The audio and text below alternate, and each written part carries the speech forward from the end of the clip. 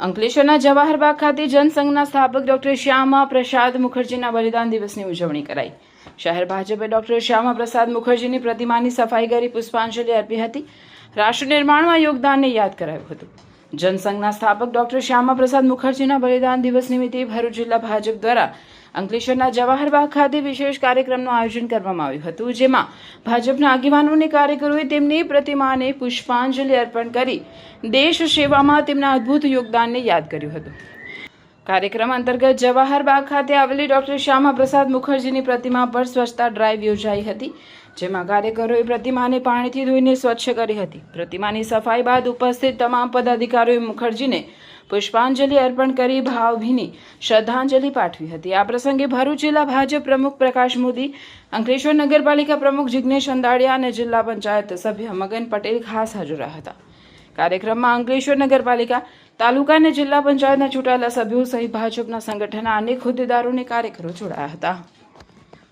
અને એમાં 21 ઓક્ટોબર 1951ના રોજ ભારતીય જનસંઘની જે સ્થાપના કરવામાં આવી અને એમાં डॉक्टर श्यामा प्रसाद मुखर्जीना जे विचारों था कि एक देश में दो प्रधान, दो निशान, दो विधान नहीं चलेगा અને એ રીતે જે જનસંઘની સ્થાપના થઈ હતી અને એ જ પ્રમાણે જનસંઘમાં જોડાયેલા સૌ એમાં કાર્યરત રહ્યા હતા।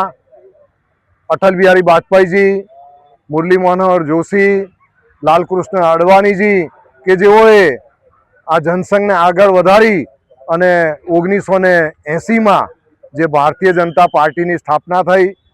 આ ડૉક્ટર શ્યામા પ્રસાદ મુખર્જી કે જેઓનું 23 જૂન 1953ના રોજ જમ્મુ કાશ્મીરમાં તે વખતની સરકાર એમની ખોટી રીતે ધરપકડ કરી અને એમને જેલમાં પૂર્યા અને અકુદરતી સંજોગોમાં જે એમનું અવસાન થયું, એટલે એમનું આ બલિદાન ભારતીય જનતા પાર્ટી એળે જવા દે નહીં એવા સંકલ્પ સાથે સતત કાર્યરત રહી અને જે 370ની કલમ નાબૂદ કરવા માટેની પણ એમની જે મહેચ્છા હતી એ 370ની કલમ પણ આપણા દેશના હાલના આદરણીય વડાપ્રધાન અને વૈશ્વિક નેતા માનનીય નરેન્દ્રભાઈ મોદી અને દેશના ગૃહપ્રધાન એવા અમિતભાઈ શાહ તેઓના સંકલ્પથી, તેઓની મહેનતથી આ 370ની કલમ પણ નાબૂદ થઈ છે।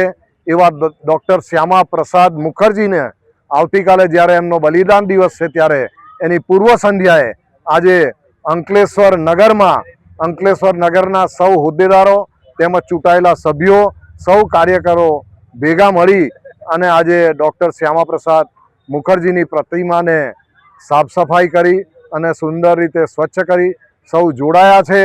સૌને એમના જીવનમાંથી પ્રેરણા લઈ અને ભારતીય જનતા પાર્ટીનું જે સુકાન છે સારી રીતે સંભાળે એ જ અભ્યર્થના અસ્તુ। ભારત માતા કી જય।